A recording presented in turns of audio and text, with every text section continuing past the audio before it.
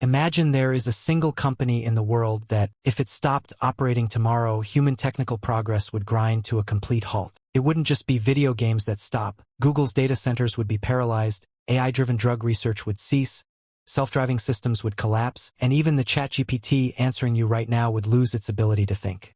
We aren't talking about Apple or Microsoft. We are talking about the company that sells the weapons to everyone in this tech war. We are talking about Nvidia. In 2026, this is no longer just a tech company. It has become the central bank of global computing power, with a market value that places it firmly atop the throne of the world's most valuable corporations. But how did it all begin?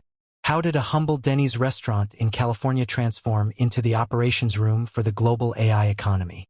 Before we dive into the secret that allowed Nvidia to surpass Google and Amazon, if you are a fan of stories that reveal the mysteries of power and technology, you are in the right place. The economic history stories we tell here are designed to give you the full picture of what happens behind the world's curtains. Hit the subscribe button now and turn on the bell to be the first to watch our upcoming documentaries, and join thousands of followers who have decided to understand the world beyond the surface. Let's continue the story. Chapter 1: The Silicon Gamble. In 1993, Jensen Huang and his two colleagues had nothing but $40,000 and a crazy idea that computers would one day need to process 3D graphics. At the time, everyone mocked them. Computers were meant for spreadsheets and word processing. Who would want complex games?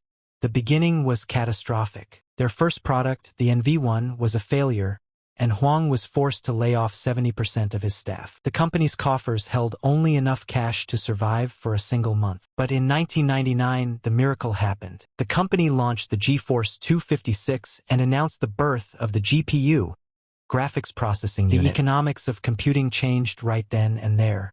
Instead of the central processing unit, CPU, handling every task slowly and sequentially, Nvidia's chip broke large tasks into millions of tiny ones, processing them simultaneously. This was the Cambrian explosion of graphics. While the money from gamers began to pour in, Huang was already planning something far grander than just video games.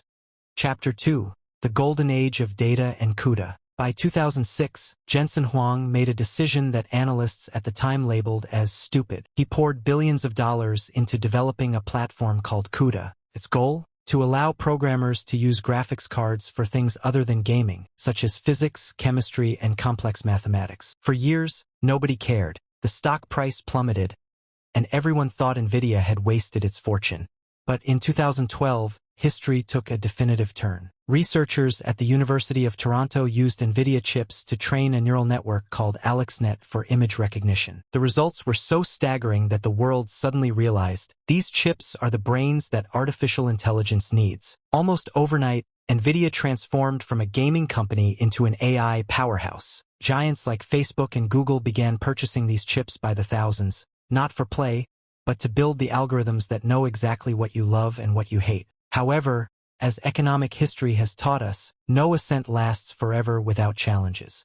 Today, Nvidia faces three monsters. The first is competition. Giants like Amazon and Microsoft have begun designing their own chips to break Huang's monopoly. The second is geopolitics. Most of these chips are manufactured in Taiwan, and any tension there would mean a heart attack for the global tech sector. The third is investor expectations. Can a company truly sustain growth at such a supernatural pace? At the end of our story, Jensen Huang, in his signature leather jacket, remains confident that we are at the dawn of the second industrial revolution. If the first revolution replaced muscle with machinery, this one replaces human minds with silicon. Nvidia is not just a company. It is the greatest bet in human history on what a machine can achieve.